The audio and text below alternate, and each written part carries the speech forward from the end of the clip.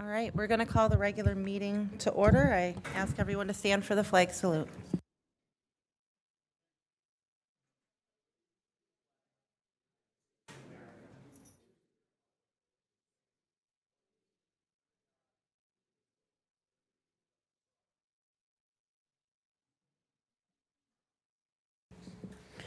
All right, so I'd like to get a motion up to approve our last meeting agenda.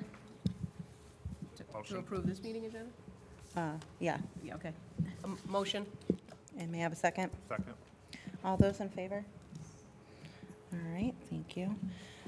So it doesn't look like we have any cards filled out for any public comments, so we will move right along to our budget public hearing presentation. Thank you. But before that, we'll do a moment of silence for Mary Wagurski, who is a typist for the district. She began in July of 1959 and retired in 1973, and also for Paul Cardinelli. He was a science teacher from 1965 to January 29th, 1998. He had 30 years with our district, so I ask everyone just to give us a moment here.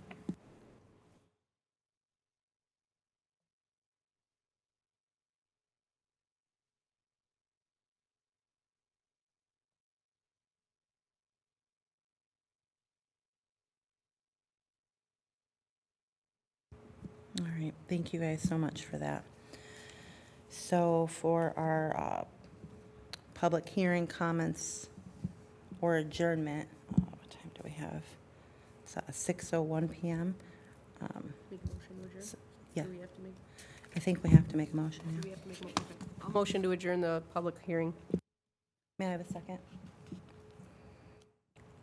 Oh, thank you, Ken. All those in favor? All right, perfect. Yeah. So we have to have a motion to open it, open our public hearing, I believe. I'll move. Thank you. All those in favor? All right, thank you.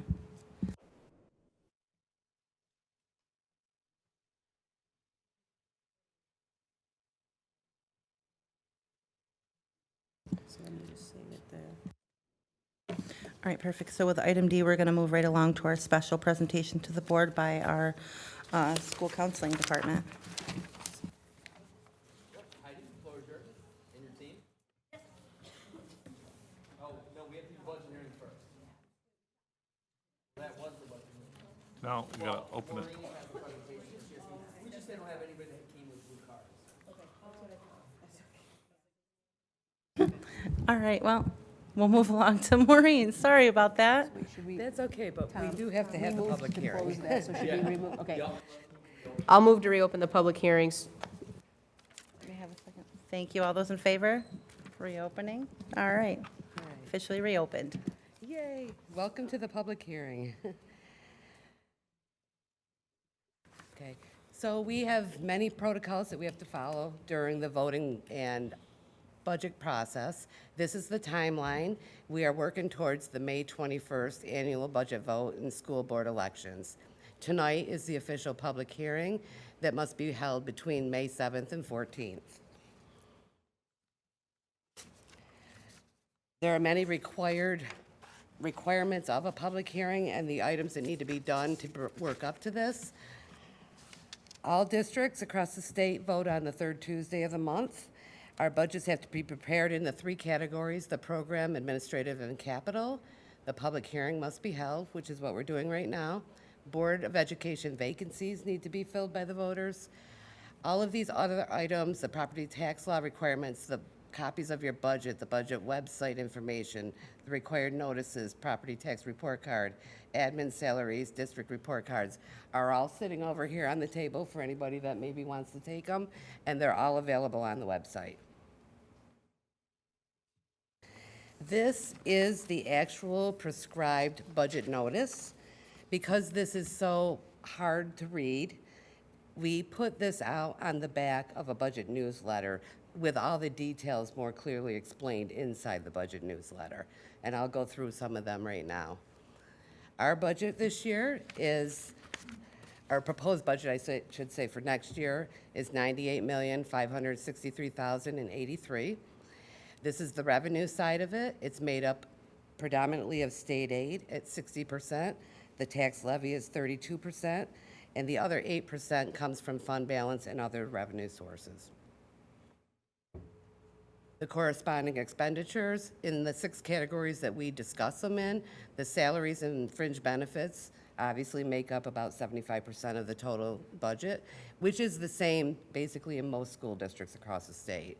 Then we have our BOCE services, our debt services, which are basically our capital project, our mortgage payments, our other expenditures, and we separate out the fuel and the utilities because it's a higher cost. This is the required 3-part category. It's those exact same expenditures in different categories. So program expenditures make up the bulk of our budget at $73.8 million. Administrative expenditures are at $9.3 million, and the capital expenditures come in about $15.3 million. These 3 categories are what's on that public notice, and this is the way that they present it for the public. Basically, if you look at that separated by every dollar, about 75% or 75 cents of every dollar is on program, 16 cents of the dollar is on the capital, and 9 cents of the dollar is spent on admin. This is our enrollment over the last, I think it's 12 years. I'm just highlighting this year's beds number, the 2003. We are finally, I think we're coming to a spot where our enrollment is going to stop declining. And depending on other circumstances in the area in the future, we're looking at possible increases. This does not reflect that. These enrollment trends are based on birth rates. That's why there's 5 years going forward, because that's all the data we have to put into this program. So the budget highlights. Our budget increase is of 5.93%. The tax levy increase included in this is a 4.23%. We're also doing some interfund transfers from debt service, and we're putting money in from health insurance money that we've had from other years. Both the debt transfer and the health insurance are one-shots, and we're putting them in this year, or proposing to put them in for the next budget, because we're keeping the majority of the items that we had created, positions and items that we've had from the stimulus money. And the stimulus money is ending. So we're hoping to support the revenue side and try to keep all of those items in the budget. The budget, which is available here and on the website, I just want to highlight these items. The interfund transfer and the health insurance, you can find them there in the details of the budget.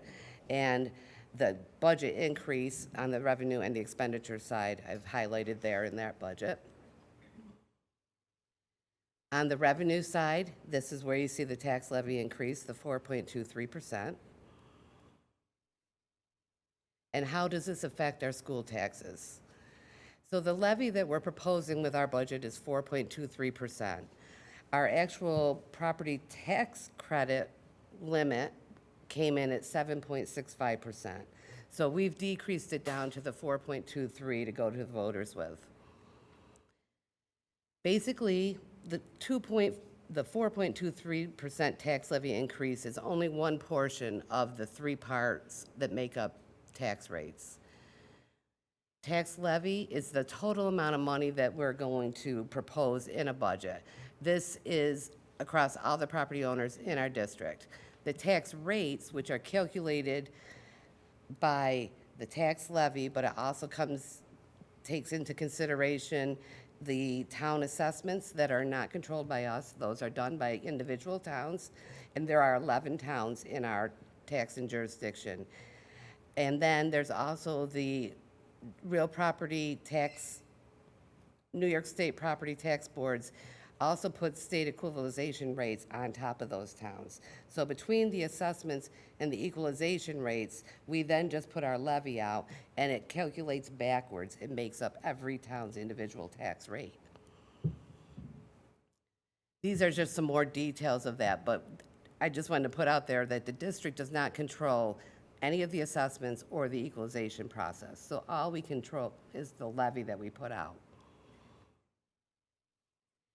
This is a slide that we like to show because it gives a good indication of what it is that our tax rates, what we're doing to our tax rates when we increase levies. So if you look over to the right-hand side, the August rates, those are the actual tax rates that we levied in those tax years. Back in 17-18, we were at $18.90 per thousand of assessment.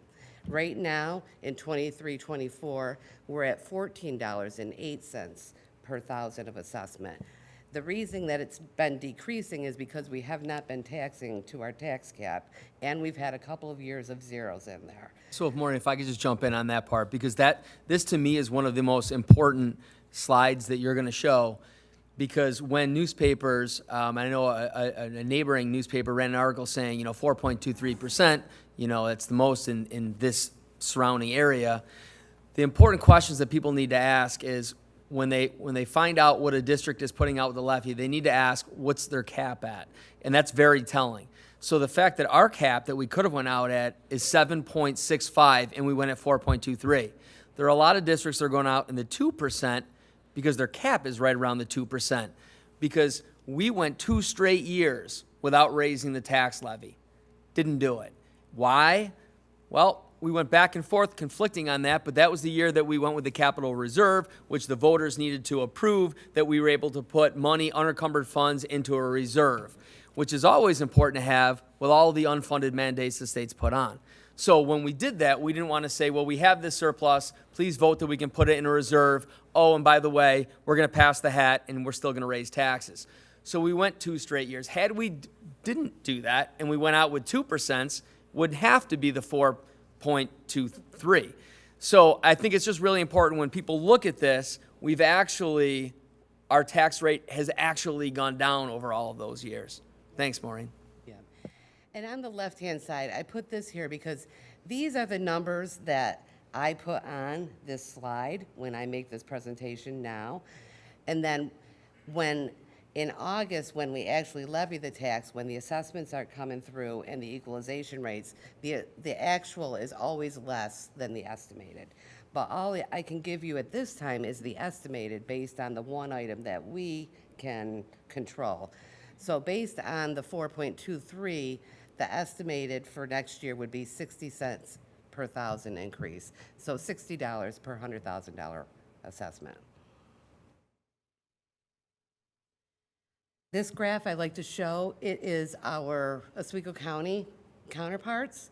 Central Square is right there just at the $16 per assessment per thousand. Quite a few of the districts are much higher than us, and there are 3 districts that are lower than us. So we are definitely competitive when it comes to the tax rates across our district. This is our tax rate over time, just in a bar form. So you can see that the rate has been declining over the last 4 years. Maureen?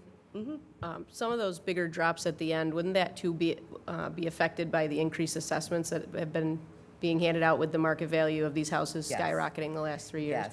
Yes, and that is what's happening to us too, is why we keep going down, because the property tax cap configuration, that calculation takes into account those assessments and those changes, but when we don't go up to it, we're losing that ground. Does that make sense?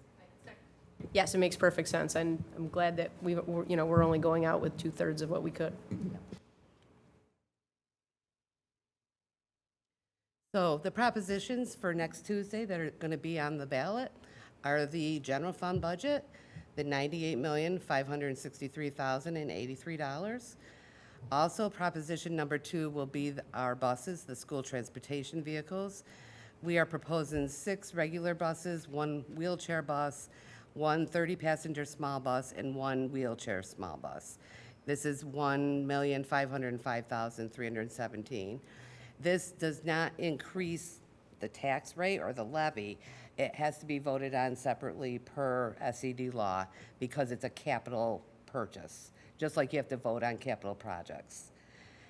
None of these buses are electric. Yeah, and I just told Maria, that's the only time I'm going to jump in because I've had many conversations with community members and they are in lockstep where we are, that we hit pause. We are not purchasing any electric buses or vehicles for next year. There are so many unknowns, and we will continue to lobby with the governor's office and state education department, explaining to them that Central Square is over 220 square miles. We're the largest geographic district in all of New York State. Many of our runs are not conducive with the technology currently that they're saying that the electric buses can do. And there are so many questions, and we felt we didn't even want to put one of the electric buses on the proposition for our taxpayers to vote on until we have a lot more information. Also on this year's propositions is an increase in the library tax. Now, libraries, depending on how they're formed, can ask the school districts to run their propositions on our ballot. Our library, the Central Square Library, is asking for a $10,000 increase in their taxes. They currently are at $60,000, so with the $10,000 increase, it's at $70,000. And they only run a proposition when they're increasing it. So it's been at $60,000 for, I don't know, maybe 4 years now. So they're asking for $10,000 more. Honestly, it's like pennies on everybody's tax return or tax bill. Also, we have 4 candidates that will be running on this year's ballot. Lori Wood, Ellison Douglas, David Tackman are incumbents, and Brian Mather, I think is how you say his name, is a candidate. We have 4 seats available. 3 of the seats are 3-year terms. 1 of the seats is a 1-year term, finishing out Tim McCarthy's seat. He left the board because he moved out of the district. So the way this will work is the tallies, the top 3 tallies or vote getters will get the 3-year seats, and the lower one will get the 1-year seat. So we just wanted to remind everybody about the good things that are going on here in hopes that the support of the budget will continue. Yeah, and I just want to touch upon, you see, and we put them out, I tweet them out, the district tweets them out, they're on all of our social media, and letters that go home. We've done phenomenal things in this district, meeting the demand of the students. They wanted more sports teams because the students came out, we added more sports teams. We're actually in the process right now of adding an all-girls wrestling team. You guys heard the person come to the presentations. We did everything that we said we'd do with the surveys, and we had enough, definitely, to field an all-girls wrestling team. So now our athletic director is in the stages there. Again, that wasn't budgeted for. That's why there needs to be a little bit of cushion, a percentage of money for unknowns. And we are regularly hit with unknowns that we have to kind of prioritize to also balance the unfunded mandates that we have. And so when we showcase wonderful things, I just want you to know that we definitely invest. We have 3 strong career pathways: military, traditional college, and right in the workforce. And everything that we do, and you'll hear when we have the counselors give their presentation, is that we don't believe in a square peg being jammed into a circle hole. We don't have a limit that we put on the kids going to CTE at BOCES. We have the state-of-the-art job shadowing and internship program that is second to none when you line us up against other school districts. So again, that does cost money, and we're investing in the students. Go ahead, Maureen. So we just wanted to highlight some of the great things that have been happening this year.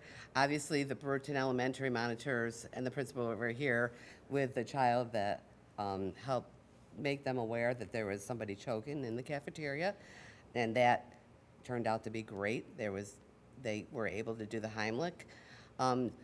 We also had 2 high school students, Ariana Fenton and Aaron Richetnik, that earned recognition at the College Board and received awards from the national organization. Fenton for the National African American Recognition Award and the National Hispanic Recognition Award. Rejczynski, I'm not sure how they say that, was named Rotizek, thank you, was named a recipient of the National Rural and Small Town Award.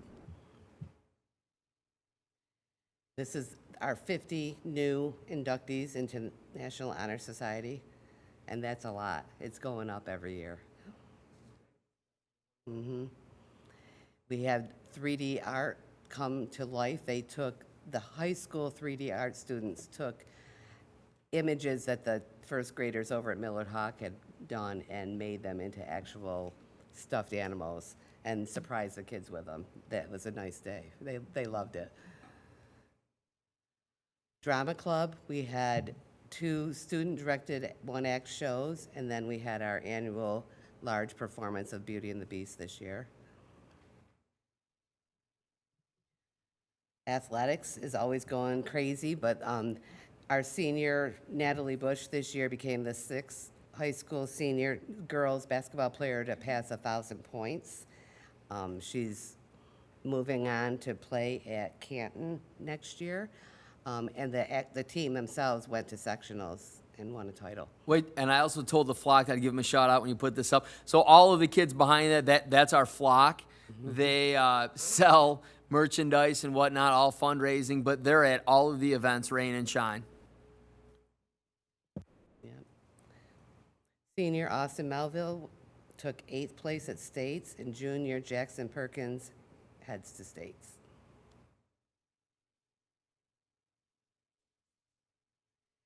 Truman, again, Ribsnicki, yep.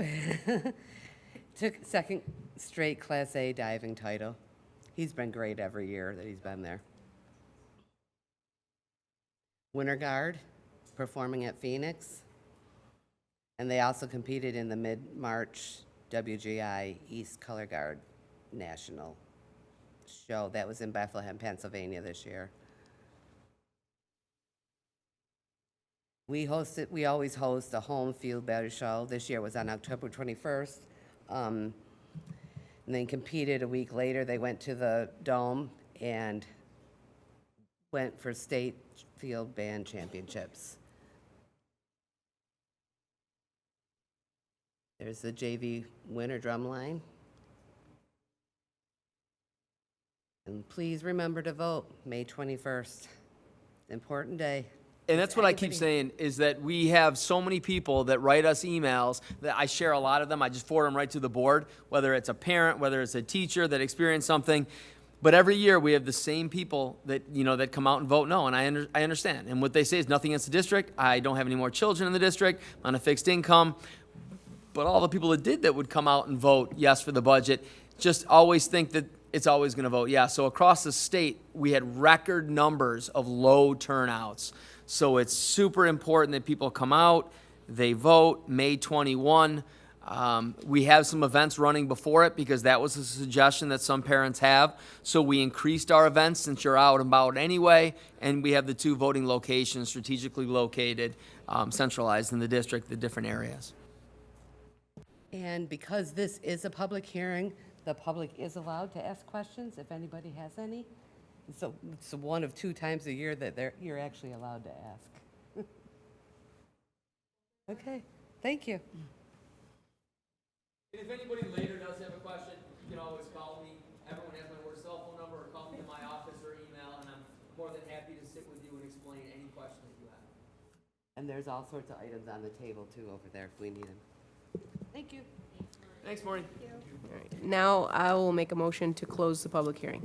Thank you. I'll second. All right, and then all those in favor? All right, perfect. And I will move to open the regular meeting. Thank you. May I have a motion for that? Second. Thank you. All those in favor? All right, we're on to our regular meeting. All right, so first up is our special presentations to the board from our high school counseling department. No.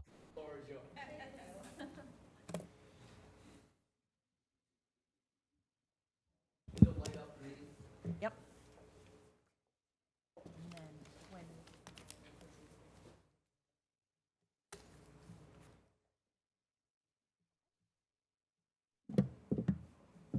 Good evening, everyone. Thank you so much for having us here tonight.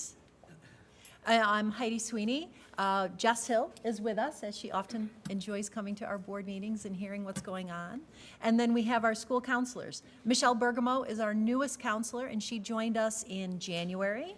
We have Mitchell Brousseau and James Petrella, who are, we're so happy for them, but sad for us that they are retiring in July. And then Elizabeth Sorbello and Timothy Wales. And Timothy, thank you for stepping out. He's at our mentor training this evening. Jen Shantz was kind enough to say he could join us tonight for our part, and then he'll return to that. We always like to have a focus on our mission statement. Our work every day is really making sure our students are able to move out and be successful in such a vastly changing world. Our counseling department kind of focuses on those 4 areas with a lot of other topics, but that's our main focus. We're looking at our academic review and our course selection process. We have a strong mental health support between our counselors, our school social workers, our school psychologists, and our administrative team. The Career Center we have is amazing, and the collaboration we have between both our counselors and the Career Center is actually going to be one of the pieces we highlight tonight, because we recently had a job fair, a work fair, and that was just a great turnout.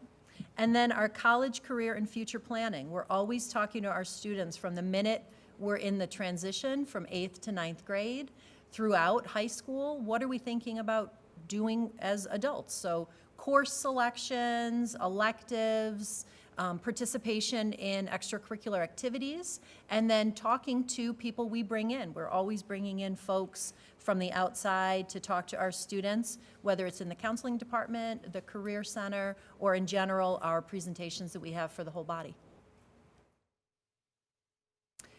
I always like to start with a moment of gratitude. I think it's very important that we live our lives with kindness, and we're thankful that you were all supportive of the notion that when we'd had some conversations and Mr. Colabufo brought forward the notion that returning to that 5-counselor size right-sized our caseloads and allowed us to have those more in-depth conversations and a little more time that we could spend with all of our students to make sure that we're making a really deep connection and that we're bringing all of the information that they need from us.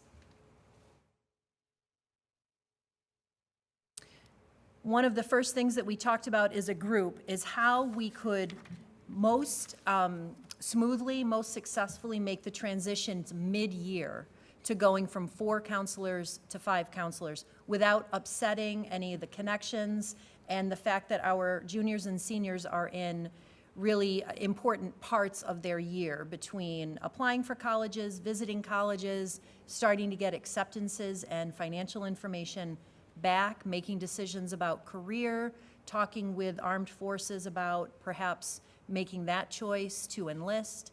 So we met as a group and we talked about keeping some 9th graders, with each of the current counselors, 9th graders who we'd already developed a strong relationship with or who needed some additional support.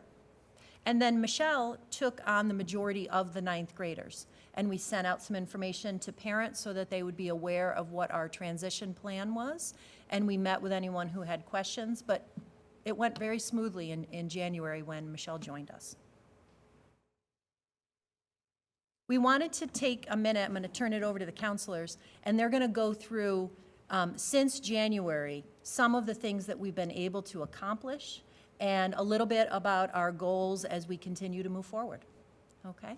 Who's our first up? Mr. Broussard. Okay. In case you need the clicker, and then depending on the microphone. Yep. So of course, we recognize the importance of seeing students, frequently, minimally twice a year. And along that line, we developed a calendar where we focus in on seeing students certain times of the year so we can have a planned program to see them all twice a year.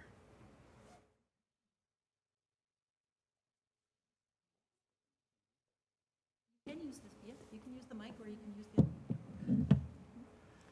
So I'd like to, can you hear me now? Yes. We got to let the old guys go first because it's nearing our bedtime as we near retirement. I want to talk a little bit about the course selection process. I don't want to go too deep on that, but with bringing Michelle on in January, it really helped us accelerate our deadline for completing course selection. It's been a great help. And one way that has helped us, having Michelle come on, is we were able to have longer and deeper conversations with our students, with our 10th graders, our 11th graders, and even our seniors who are getting ready to exit. But one of the things that came up in terms of completing course selection, it has an impact on teaching assignments for the following year, and the sooner we can get that information, the better. In the last couple of weeks, we've been calling students down to talk to them who have been closed out of classes due to low enrollment, low selection. So we've had a couple classes that not a lot of our kids are interested in, but they had signed up for it. So we've called these students down, and we've had more in-depth conversations about, okay, how do you want to pivot? What do you want to do next? And those conversations have been really helpful, I think, for us, for our planning, but for those students, too. You know, down below it talks about we've enhanced our post-secondary planning with all students. Having the course selection done early has also helped us with our juniors, our rising seniors right now, because there's so much that's involved in that that they need to see us more frequently, over and over and more in depth. So today I called one of my students down. I actually went and got him out of gym class, and as I was walking him down, I was telling him, I need to see you because you picked a class for next year that's not being offered next year. Not enough kids signed up for it. And he was like, okay. He goes, can we talk about the rest of my courses also? And I said, absolutely. So we got to my office, and we dealt with the one course that's not being offered. And he said, well, I went on some recent college visits, and he said, college bio really doesn't fit my profile for next year. I got that information, so I'd like to make that adjustment. And we spent quite a bit of time talking about that. Because I didn't have the pressure of, you know, getting on to the next thing, we were able to go a little bit deeper and deeper. You know, and that young man was able to share and talk about the stress that he's under right now because he's trying to make lifelong decisions. And it's hard for a 17-year-old to think about that. So, you know, that's just an example of those in-depth conversations we have. You know, he's a great kid, a great college-bound kid, but I will assure you, all of these kids who are talking about their plans for the future are pretty stressed out about it. It's a scary thing for them. And we want to be able to have that time with them. You know, they deserve that. They deserve our attention. They deserve what we can offer in terms of our counseling skills. I think I'm going to turn it over to Michelle next.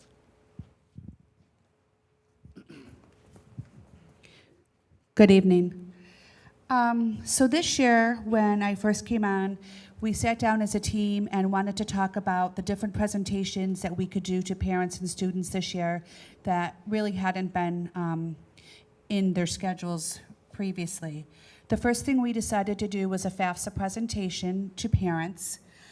We really wanted parents to understand the importance of filling out a FAFSA, how to fill out a FAFSA, especially with the changes that came about in 2024, and really be prepared when they start getting the acceptance letters to figure out whether or not they're going to be able to afford to send their children to specific colleges. So we went over the application process, we went over different types of aid that are available through the FAFSA, and also the different types of student loans that are available. So that was the first presentation that we did to parents. Secondly, I was able to go into 9th grade classrooms and to meet with the students both in a large group format and individually. The first thing we discussed was graduation requirements. So I wanted to make sure that all 9th grade students knew exactly what was expected of them in order to graduate from a New York State high school, and also what was expected of them for each different type of diploma that we offer. After we reviewed that, we went through the different courses in depth that were going to be offered to them as a sophomore student. And we also talked about the importance of them to start think critically about the choices that they were making, to start using their interest and aptitudes as a jumping off point for them moving forward, not to just make decisions based on what their best friend was taking, what their brother took 2 years ago, but to make informed decisions when picking classes so that hopefully not only will they match their interests and aptitudes, but also might lead to some type of job shadowing or employment opportunities. So that was the 9th grade. Going forward, we will be going into OCC English classrooms at the end of this month to support the transition to college.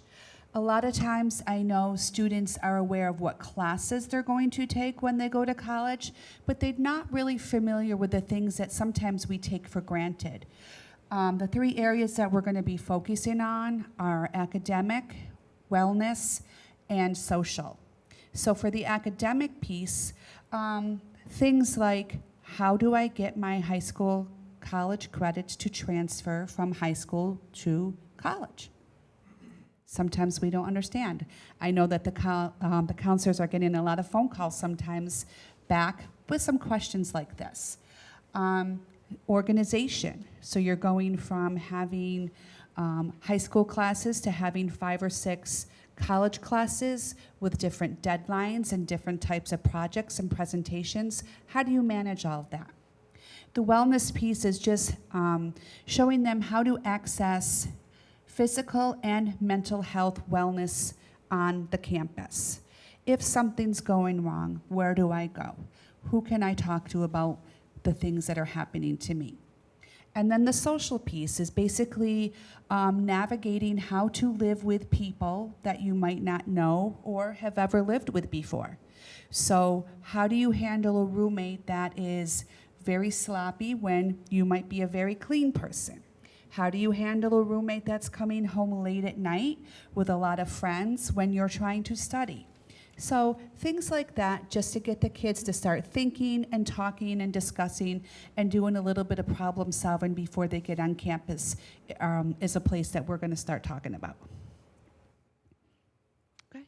Michelle, and I would just like to underscore that I've talked to so many students that have said that what they're worried, they had an older brother, older sister that almost dropped out or did drop out their first year because they have that such a huge amount of freedom and they're not used to it. What do I do if I get sick? Who do I talk to?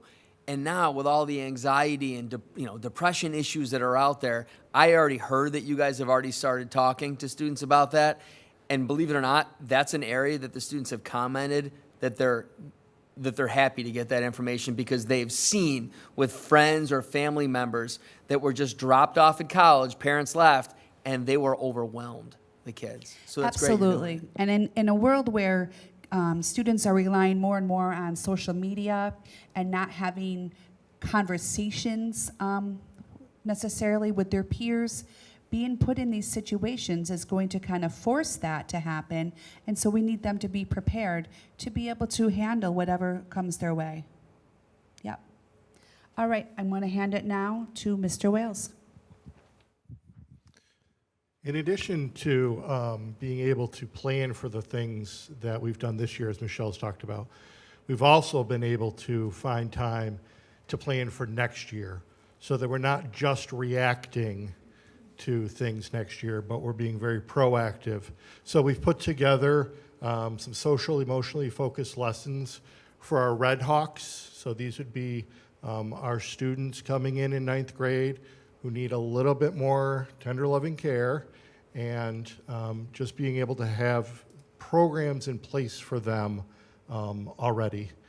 Additionally, this year we've been able to carve out time to collaborate with the social workers. So now that we have the 3 social workers, being able to weekly connect with them as an opportunity to really be able to do a student-focused discussions so that we're really making sure that we're meeting the student's needs. If a student comes up, a student name comes up, who's going to meet with them? Are we going to meet with them together? What is our plan?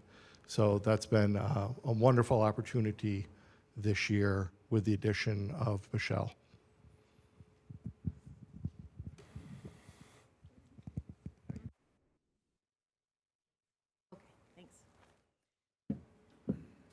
We've been rehearsing for weeks for tonight. And all the time, I always think of, oh my gosh, I should mention this and I should say that. So while they were talking, I just thought it was important to us to do that FAFSA night. As a longtime college goer myself, you would think that that would be easy to switch over from student to parent. And it's very different. If you have not gone to college yourself in a while, loan structures have changed.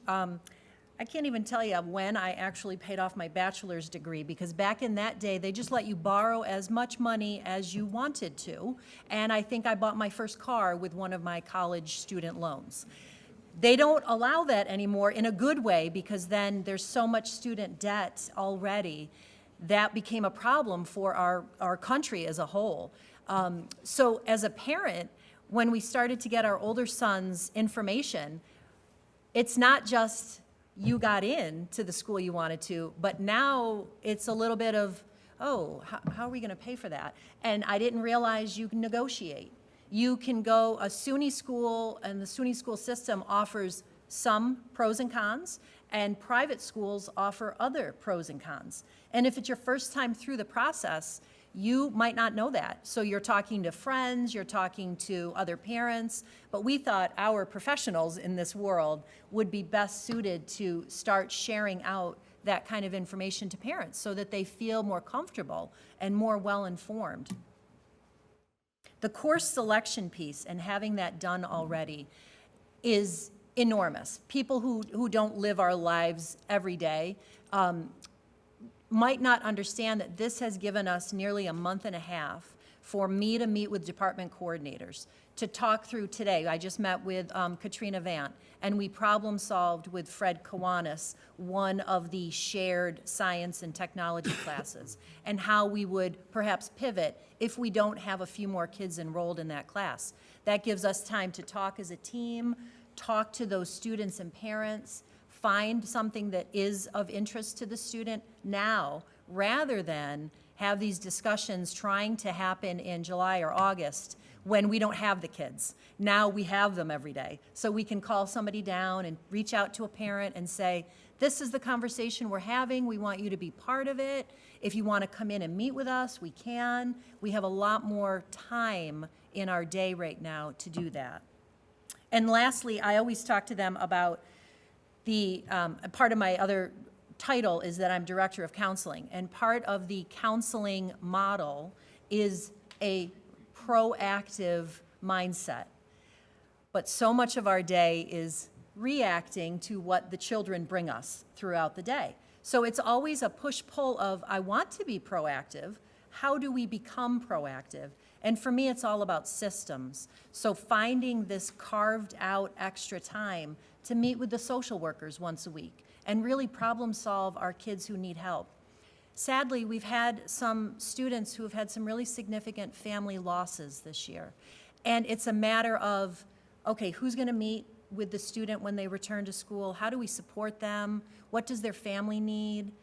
We have students who are sometimes unaccompanied or homeless and fall under access to certain supports and resources. So how are we managing that? How are we really wrapping it around them so that they can come to school and feel safe and supported, and school becomes the place where they can be themselves again? That's really important to us.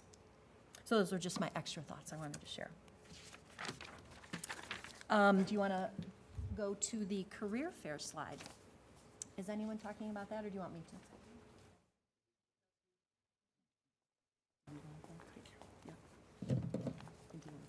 Okay, awesome. Back to Michelle. So apparent, Just turn it back on. So apparently they're giving the new girl all the, It's a real trial. yeah, trial by fire. So this year, the counselors collaborated with the Career Center, and we really wanted to focus on students, seniors, who had not yet decided on a plan after graduation. They really weren't keen on going to a college. They really didn't have any employment opportunities in the future, so we wanted to provide some things for them. So we were able to bring in over 3 dozen local employers to our career fair. Also, community colleges, Cayuga and OCC came, and they offered instant admit. But we broke it down into 3 pieces. The first piece was the students going in to small sessions and meeting with individual employers and learning about the companies in depth. What do they offer? What do they look like? What would it look like if I worked here? Secondly, they were able to roam through the career fair and meet with different presenters, learn a little bit more about exactly what it would be. And then if they wanted to, they were also offered on-the-spot interviews where they could potentially interview for a job for after graduation. So it was a huge success. We've gotten many letters, phone calls from people who participated saying that they would definitely want to see this happen again. The kids are really excited. I know that Nicole Heath, the business teacher, is putting together a way to collect data from the students so that we have some concrete information about how they felt about it. But overall, we feel that it was a very, very successful, and if nothing else, it gave kids who really didn't have any plans, maybe some future thoughts about where to head. So I'm thrilled that you had the Ironworks person up there because I actually saw him having a conversation with at least 4 of the students, that the students just, academics wasn't their thing, right? But the conversations and the depth of knowledge that these kids from growing up and welding with their father and their mom, like they had, and the guy was taken back, he's like, oh my God, he's like, I would hire you right now. And these kids, just the look in their face that college isn't for everyone, and that doesn't mean that the people aren't gonna go to college don't have an opportunity to be highly successful. They do. And to be able to have something like that, kudos to you guys, because I'm glad that's the Ironworks guy right there. I was literally right behind watching a lot of the times that the conversations and the excitement, and he was saying, you should take this course, you should take that course. That was the magic right there. So I'm glad you have that picture up there. Yep. Any other questions? Sure. As far as the students that were for the opportunity for on-the-spot interviews, do we know if any were successful with job placement? I don't have that information yet, but I do know that Nicole's gathering it. Yep. We can definitely share that out when we get that data. Yep. I have to say, though, the soft skills that they learned, because they were so nervous walking in here with all the tables, and they were just standing there, and I go, okay, so you're going to go up to a table, and you're going to say, tell me about, and then I said, read the sign, and read whatever that says, then say the business name, and the more and more they got comfortable, you watch them go through, and just interacting at a career fair and going up to tables, it's nerve-wracking. And that skill alone, I thought was like, yeah, it was huge watching the kids But do not that. just there, we had military booths right here, side by side, and what they were asking about what that entails and how, if I enlist, and what kind of tests for what I would specifically be doing. These kids, it could have went on another 5 hours with all the questions that they were asking and got the person's card and whatnot. It was pretty cool. And Access VR was here, and they support students who have an IEP or special needs so that they can be as successful as any other student if they're going on to college, if they are looking to perhaps have work in the community. So it's a great opportunity for everybody to have an experience. And like Kristen was saying, we do mock interviews as well with our English 12 classes. And that helps them to say, how do you interview? And sometimes I sit in on them, and most of my feedback is, how do you, handshake, a nice firm but not crushing type of handshake, and how do you greet somebody, and how do you talk through how do you highlight your own skills so that you are showing off what you're bringing to the table? So, and I think we have one more slide. Just some of our future plans. Mr. Penrod, Mr. King, Ms. Condrick, and I, we talk a lot about that transition year from 8 to 9. We want to scoop them up and have them start really strongly. So that transition year and getting to know our students sooner and more fully is really important to us. We're going to welcome our new high school counselors, Ms. Wallace and Ms. Junker, in a really positive way. I mentioned Timothy is at our mentor training. Given that we'll have 2 new folks in our own department, he's been supporting Michelle in terms of, even though Michelle's a veteran counselor, anytime you come to a new community, having someone to turn to say, well, how do you do this, and what's the plan for that? We're always looking at identifying additional opportunities to bring in to our school. The more we can highlight opportunities within the community and the region, kids who are so anxious about leaving high school will have a choice about where they're going to go next. And that's really important to know that as an adult, you're going to find a job, you're going to get into school, we're going to soothe some of those stressors that they really are feeling. And something that we've been doing for the last couple of years and before that, multi-tiered systems of support is like a full wraparound process. We meet as a committee and we focus on ABC, academics, behavior, attendance, course performance, all of those pieces that go into being a successful high school student. Our committee, we meet over the course of about 3.5 hours, and they rotate in. So we're very cognizant of their time. Social workers come in, the assistant principals come in, the counselors come in, sometimes the school psychs join us, and we have an MTSS teacher committee meets after school. And we talk through all of our students who are either facing some long-term challenges and how we can support them, or short-term challenges. So how do we help them fix a little blip and get them back on track? I'm really creative. I'm open to almost any plan that somebody brings me that supports the students and maintains our expectations and standards. And Heidi, I think one thing that people don't realize, and it doesn't just happen here, but it happens a lot here, is where a parent will call me, or a parent will call you, or call the counselors directly and say, my kid, graduated last year, doesn't know what they're going to do. They were confused. Can they still have a conversation? Absolutely. And every one of them are nodding yes, because they have those conversations with the kids who aren't even our students anymore, Yeah. but they're our community members. But there are community members and there are alumni. Yep. Okay. Do you have any questions for us? We're happy to answer what we can. I've got a few. Yeah.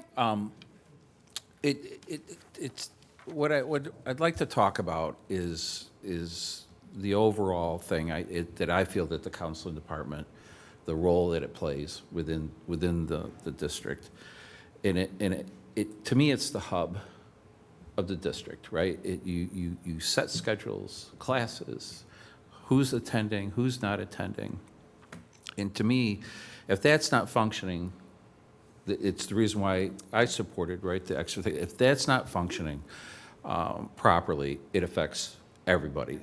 Everybody in the building. So that has to be on point and has to be spot on, in my opinion. Second is that I believe, so if we've had a child and became a student in kindergarten up through, we should know that student. Right?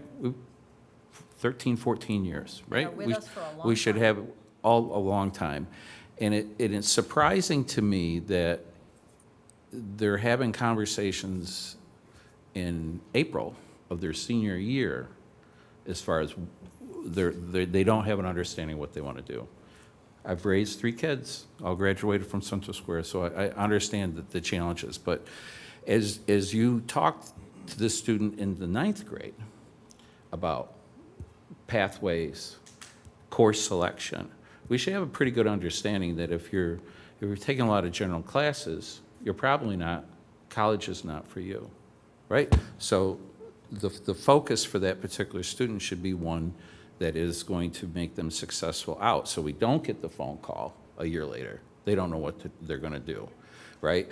And the emphasis of how to fill out FAFSA should be also equally important in how to attend an interview, how to talk to an employer, because you're going to have to enter that workforce. So I think that's all. The military gets rid of that anxiety. I did 20 years active duty in the Coast Guard. They fixed that very first day off the bus. But it's so important, I think, that they have an understanding of what they want to do. And I know that's tough to ask of an 8th and 9th grader, but in focusing the resources that they're going to need to be successful upon graduation. And I think we're doing a service. I know that Tom and I have talked about it, and we've been involved with it for a while with the counseling department, right? We shouldn't have kids in study halls. They should be in class. We're not running a daycare. okay? Find out what they're interested in, let's get classes, let's get them in. And I'm not saying that we shouldn't have any, but what I'm saying is that, you know, statistically, I think at one time we didn't want to have any student with more than two, right? So, and that goes back to knowing the student, having the resources and the plan together, to have the courses available that need to be done, not making the determination that, oh, this class is filled, it's not done. Being early is fantastic, right? Early's better, planning's better, having a unique system, meeting, you know, and I'm sure it's challenging. Well, I don't know what I want to do. Well, that's a challenge, but hopefully you'll have the time and the resources to drill down a little bit and get them on the pathway that they're going to be successful with. Totally agree. And we're doing more and more interest inventories at a younger age. So as students are coming up, they have a better notion. You know, I love all the kids who might want to be veterinarians, but we're not all going to be a veterinarian. So what could be an internship that you go take? Is there a BOCES class that you could start trying? Let's give you some real-world experience to know whether you like that earlier rather than later. It's kind of like when we became teachers, you didn't do anything in a classroom until you were student teaching your senior year. So let's hope you actually liked the children, because at that point, you were in trouble if you didn't. But now they're having pre-service teachers in classrooms as early as their first year in college. And that's that same mindset that we all have, that we want to get to know our kids, and we want them to know what they want to do, at least a direction, so we can start offering classes. This year, we've proposed 4 or 5 new courses that came to you all. I think it's important to have a really robust, well-reviewed course catalog, and our resources, as Maureen knows, represent taxpayer dollars. So we need to make sure that the courses we're offering are relevant to our students in today's world and are interesting to teenagers, because they could be relevant and they're not interesting, no one's going to want to take them. So we're just working through this total review and adding in classes where we find that we're maybe lacking a piece, or we're talking to students and saying, so you have 2.5 study halls. What would we be able to offer that would be interesting to you to get you to take? And Michelle, in her conversations with the rising 9th graders, had them select for 7? At the minimum, 7 credits. Also rising 8th graders. Yep. So at the maximum, they're going to have 1 study hall every other day. And when we did our 8th grade parent night, we really tried to present the information in a, when you select your courses, when you select your electives, not if you want to, but more like it's our expectation that you're going to carry this sort of load, you know. And obviously, we're going to take into consideration people who need AIS, support services, extra courses that are going to help them be successful. But we want students to be engaged in our school, for sure. And the fact that our students can graduate with an associate degree without ever stepping onto a campus. Yep. I hear oftentimes, I won't say a last name, but when I say his first name, everybody standing up will know. My friend Ian likes to tell me how many credits, college credits, he already has. I mean, the kid's practically going to be a junior in college with everything that Central Square was able to offer. Yep. And those are the conversations that the counselors are constantly having now with them to say, take this course, take that course, because it's way cheaper to take the course here. It's 10 times more the cost when they step foot on a college campus to take that same class. Heidi, I just wanted to follow up on a few of the points that you made with respect to the 8th to 9th grade transition. I know that was there was a few hiccups in that this year, and with the month and a half extra, is there any sense as to whether there will be time before the school year starts, between 9th grade orientation and the time the school year starts, to, you know, have substantial time to be able to meet with not just the incoming 9th graders, but if there are hiccups, you know, not having them wait until the first week of school or the second week of school to address those things, that is there going to be time? Because I think that was one of the concerns, was there was still so much to do now that you're a month and a half ahead of the game. Is it anticipated that the master schedule will be a little bit sooner and that the runs will be made a little bit sooner so that there will be more time for these calls to parents or emails to parents before they actually arrive for orientation? You know, we noticed your student has 2 or 3 study halls, and we want to make sure their course has at least a course in there. What other things are they interested in? The courses they selected are full, that kind of conversation. Yeah, absolutely. So our summer school program runs just after 4th of July, and this year our summer Regents exams are a little bit later than typical. They're around the August 20th. Then we have about a week and a half where we're making adjustments to any student who came to summer school and/or passed a Regents exam that could impact their schedule for the fall. So we are busy that week and a half making some adjustments to things, and then we run all of the schedules in preparation for orientation, like you mentioned. But knowing that we're a little ahead of the game now, master schedule is being built. This is our typical time frame because I still have to meet with all the department coordinators. We still have to sketch out in School Tool where everybody is, room sharing, all of those pieces that go to the puzzle.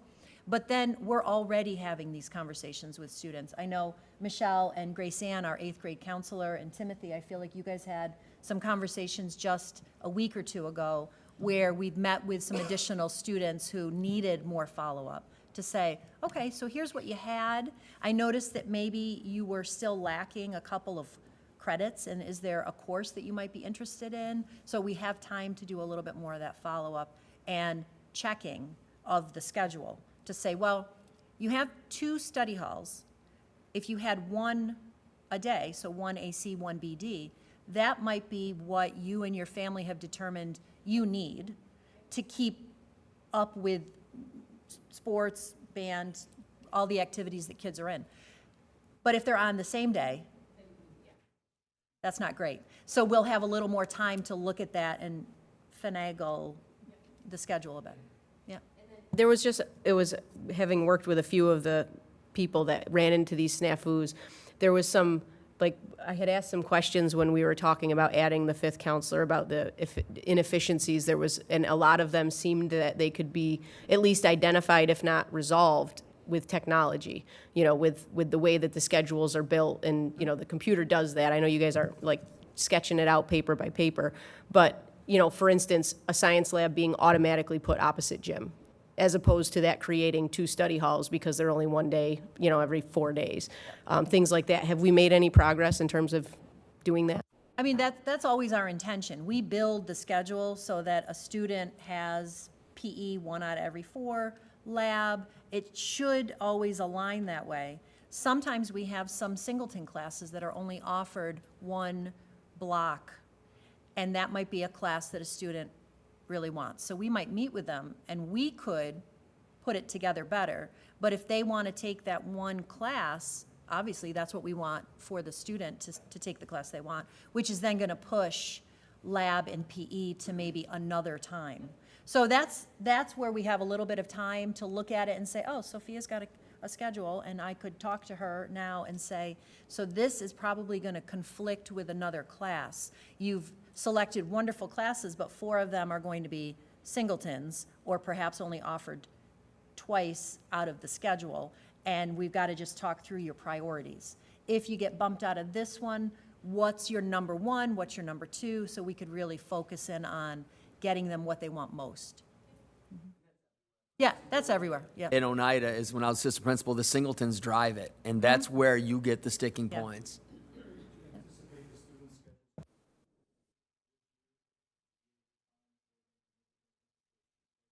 The timing of summer school is tough because we can't make those changes till after summer school concludes.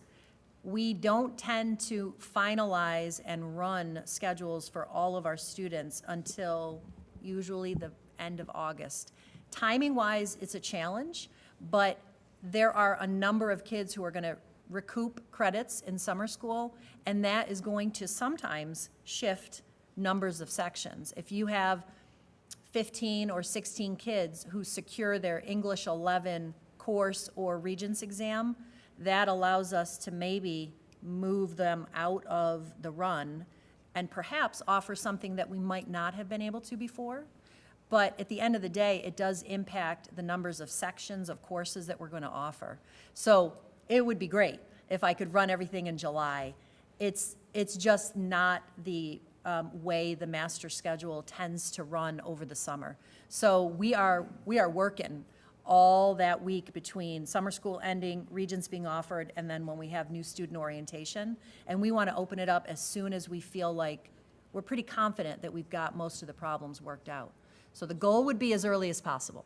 Speaking of July, Yeah, congratulations, yeah, but that brings a lot of anxiety to us. yep, Big shoes to fill. yes. Fortunately, the two folks who are joining us are both veteran counselors, have years of service. Were you going to say that, Kristen? I or- was, and I was Yeah. going to say, one was a cover leave Yes. for one of our counselors in the past, so very familiar with our programming. Maybe new classes since then, but I felt a lot more confident knowing that we were hiring experienced high school level counselors, so they know Yeah. what you Especially need for bringing in credits. two. Yeah, yeah. That was definitely a concern we all talked about. And it was, you have some interviews that you think, okay, we had some good candidates, but we all sat there at our counseling interviews and thought, wow, okay, I feel good because we have very big shoes to fill with Jim and Mitch. Yeah, yeah, we are. Two questions. First is just I'm sorry, I don't have a high school age kid yet, but is the child the end game decision maker? Like if my kid's like, oh, I'm completely fine with 3 study halls, are you making a call home? Like, hey, Yeah, Casey Morey, your Yeah. kid's taking 3 study halls. Okay. Second is I love the FAFSA. I still do it. I'm in my doctoral study right now, but was it well attended and do you plan to do it every year? yeah, we definitely plan to do it every year. How many did we have attend roughly? I was down in orientation. About 25. Yeah, and they were some junior parents, because I was there, thank goodness. I had to go a year ahead of time, because I'm going to need to know this next year. But it was nice, because normally there's only an open house in the fall. And, my kid played a sport. I missed it. So I was like, oh, I'm never going to catch this until next year. So the fact that there was a January one, and we could attend, That's why it was purposeful, for yeah. sure. Was So- was it a presentation? Yeah, it was a presentation, but it was a lot of Q&A, because we were like, But is it recorded and made available? did you record this? I don't think we did record this one. Might be something in the Yeah. future, if you The just, fall that way one at least gets- people could watch it, they can't get Yeah. their question answered, but. We want to build a menu of all of our presentations that are available on the counseling website. So we're busy. You're busy. We know that. Sports, kids, events, they take priority, but you're still trying to manage all of, I've got a kid applying for college and one in 8th grade and one in 6th grade. So we want to start recording and honing what we share out, even if it's, a slide deck with it's narrated. So as you're walking a parent through that, they can understand it. And then follow up with us if they have questions. Because unfortunately, not every child has a parent like the ones that are here today, and parents are busy, and they might be working 3 jobs, and maybe they didn't go to college. And I've talked to some of the students where it's really on them to figure it out, where other students can say, hey, Dad, Mom, walk me through this. I have friends right now, my kids are only 12 and 10, but I hear FAFSA all the time, and the parents are asking questions and working down because the parent has to fill out, and then the student has to fill out part of it. And I know that they've streamlined it now with the change in 2024, but there are some students that I'm so glad you guys are talking about that, and it is huge because that's not the case in all school Not districts. easy for a lot of kids, and a lot of even parent-supported first-generation college-goers are going to struggle with that, and we want to take some of that burden off of them. We know mostly how to navigate this process, and we want to provide that support to parents because they don't always have someone to turn to.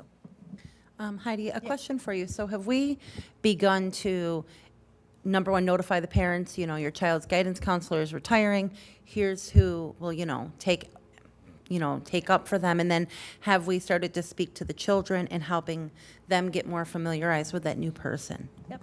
So we've met as a team, and I've talked to Kristen, and we have a proposed idea, and I gave them some questions to go back and think about, and then we're meeting again next week. And then we would share out with parents and talk about the transition.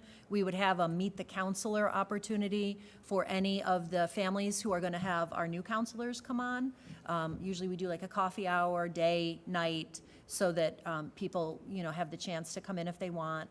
And then obviously those face-to-face introductions. We've been talking about how well it worked with Michelle as a ninth grade counselor.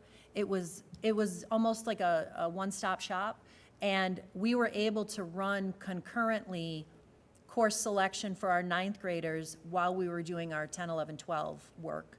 And that, time-wise, really made a positive difference for us. So, but what I asked the team was to go back and consider, who would be the ninth grade counselor?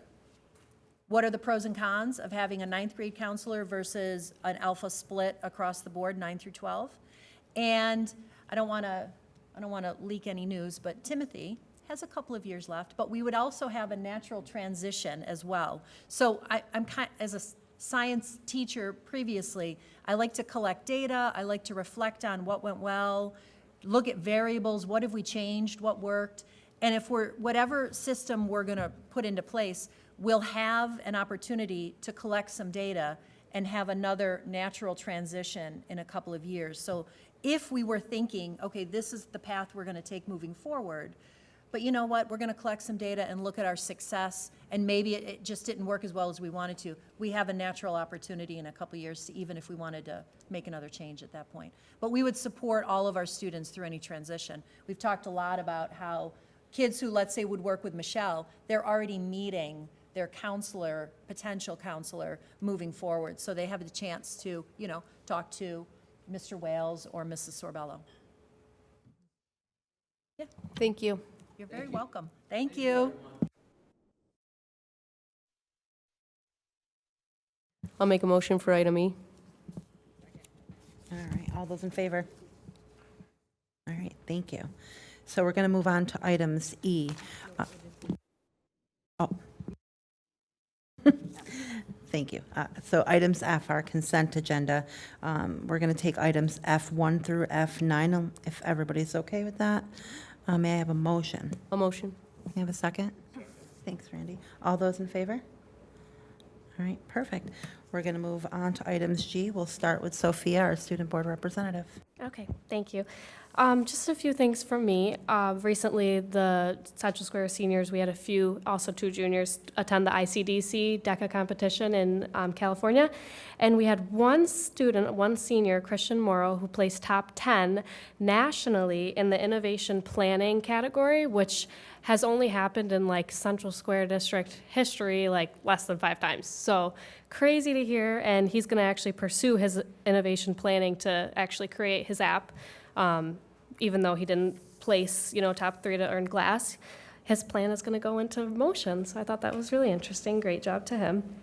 Our first annual Red Hawk Run will be held on Saturday, June 1st. So excited for that.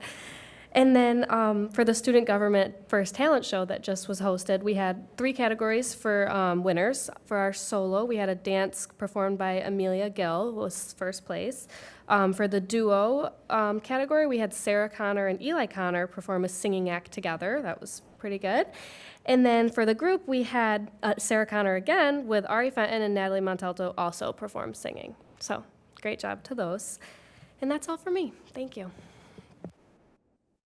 Do any of our board members have anything that you'd like to share?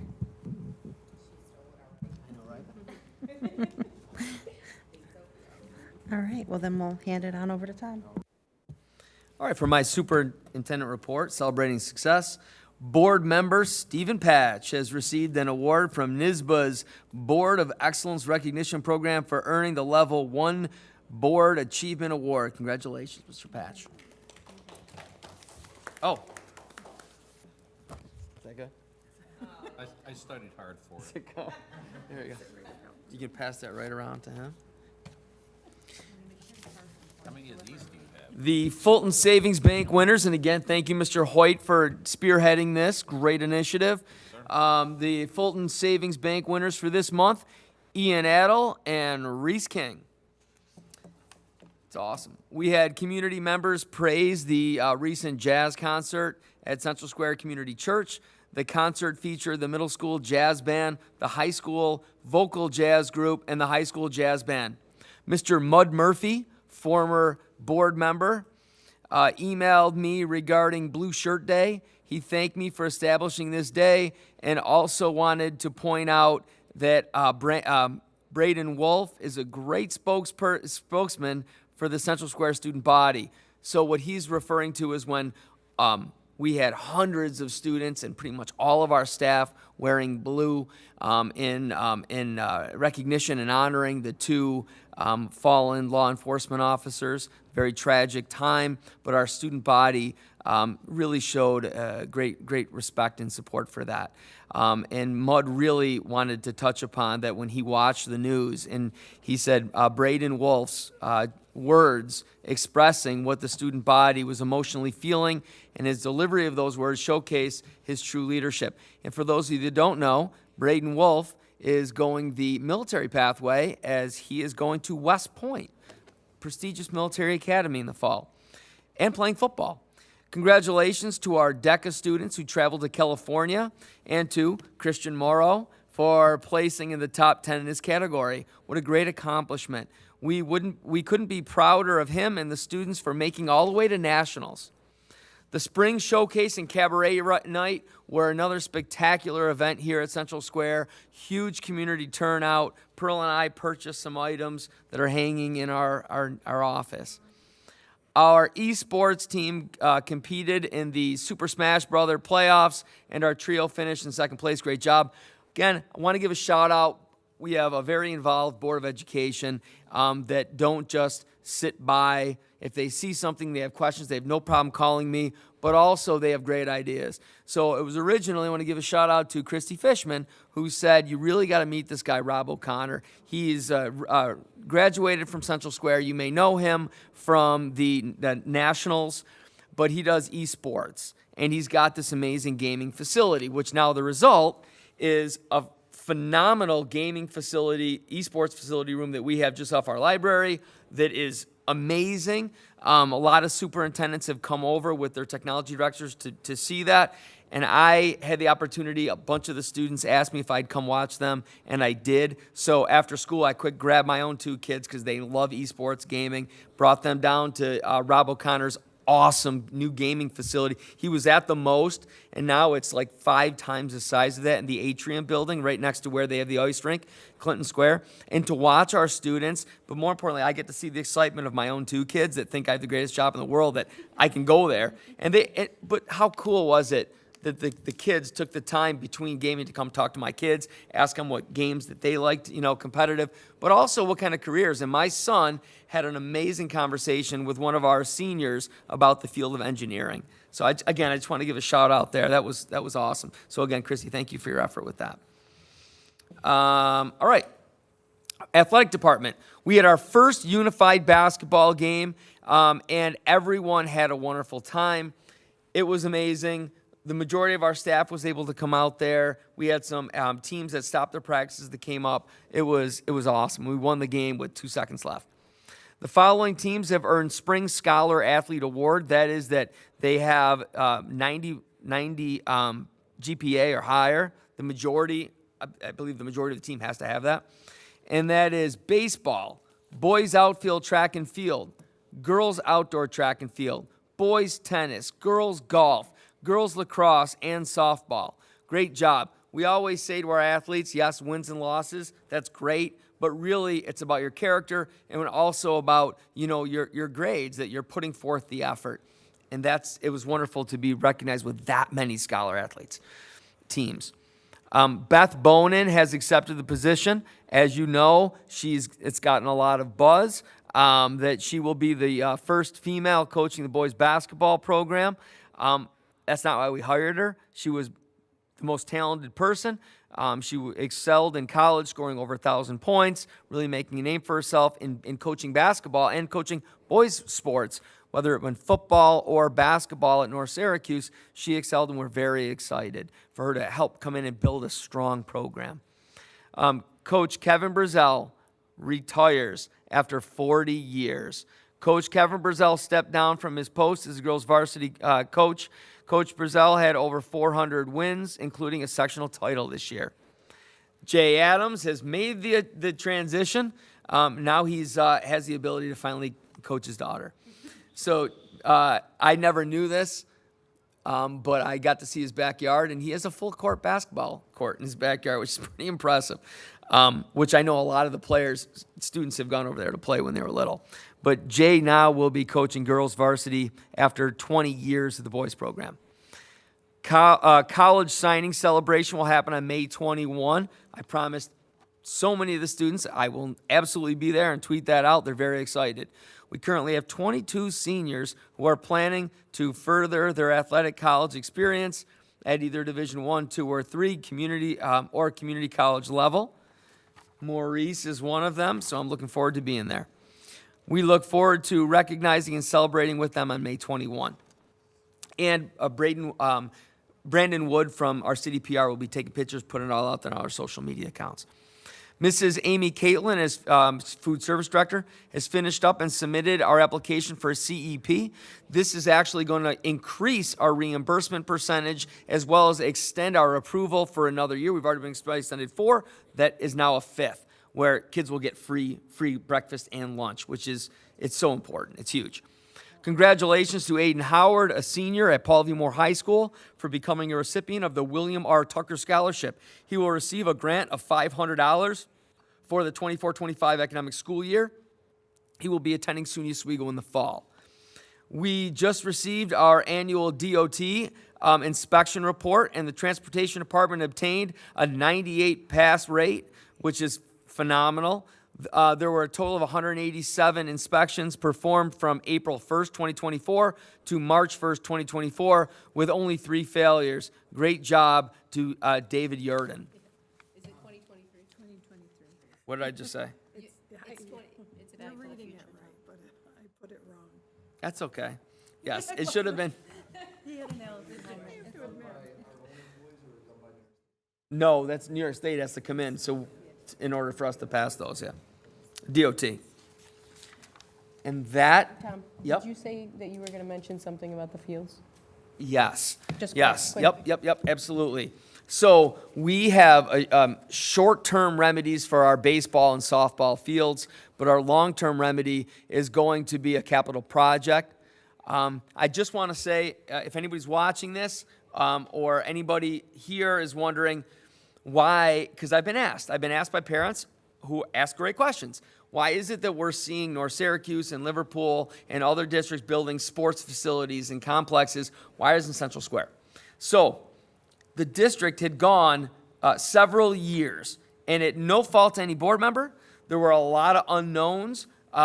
Cleveland Elementary, the old district office, CSI. So there was a time period where we weren't doing large-scale capital projects.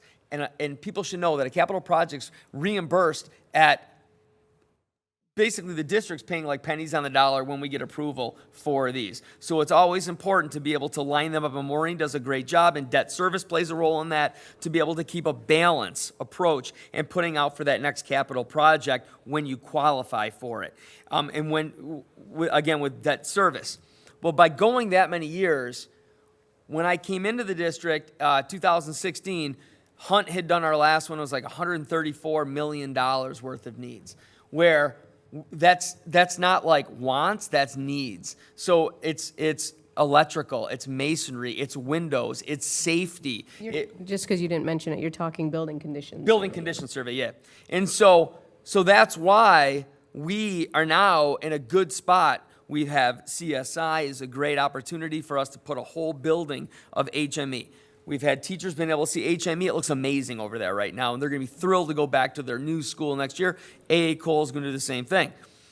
But it's going to get to the point, and that's what our next capital project will be able to do, is looking at our facilities, our sports fields, to be able to say, what can we do for the biggest bang for the buck? Because we have a problem. Baseball, we really only have one, it seems like, playable field, and that's the varsity. And Our Director of Facilities, Paul Brissett, has done a wonderful job working on the drainage, but what people need to know is when you have a field that's not operable because of drainage, that's almost $1 million right there, because everything has to get peeled back, and in a very intricate draining system has to get put in to be able to do that. So I have some board members that are already interested on being on that committee, because everybody that knows the planning stage of it takes several years. And then when you submit everything to SED, they give approval. So King & King are our architects, and they utilize Appel Osborne. They're the ones that put our new stadium in, have done significant things, athletic fields and whatnot regarding our stadium. So the question is going to be long-term, that we'll have a committee, we'll be able to have some coaches, we'll be able to have some parents sit on this committee, so that the committee feels that they have been listened to regarding the types of fields, what we can do with multi-purpose and whatnot. But for the short term, Paul Brissett and his crew are going to be building, and people that don't know, Paul is a phenomenal builder. They're going to be building dugouts for the JV softball, so that they will have dugouts like the varsity team has dugouts in case it's raining. He's also going to look at putting more fill onto those fields, as well as putting fields on the community field over at Gettle Park, where our modified team, but it needs a significant amount of work. And so we are going to be helping the town to be able to do that, but also in looking at what can be done above CSI. The problem is, everybody that knows, I coached baseball for 10 years. The problem is, oftentimes the games are rained out. And unless you have like 8 days of dry weather, the field is not operable. And so we know the community's been asking for this. That's why I just wanted to say we haven't forgotten about it. We just couldn't jump ahead of the buildings that needed to be able to have the major safety issue things addressed. So you will see other districts have never paused in their capital projects, and they are now moving on to these beautiful turf, multi-purpose things. We will get there, and I thank the board members that have already said I'd like to be part of that long-range committee. So we are in the process short-term to be able to look at our softball fields and our baseball fields, because we can't just wait 5 years. Something needs to be done to be able to do this, and that's what we are looking to do. Thanks for reminding me, Christy. Thank you, everyone. Thanks, Tom. All right, so we're going to move on to items H, but we're going to take these out and separate them individually. So the first one up is going to be items H1, the approval of the resolution to appoint the district clerk to cast and canvass affidavit ballots. May I have a motion? I'll second. Thank you. All those in favor? Perfect, thank you. Next up is items H2, the approval of the renewal of Questar 3 for the 2024-2025 internal auditing service. May I have a motion for that? I'll motion. Thank you. All those in favor? All right. Next up is items H3, the approval of the agreement for the sponsorship of continuing education. I'll motion.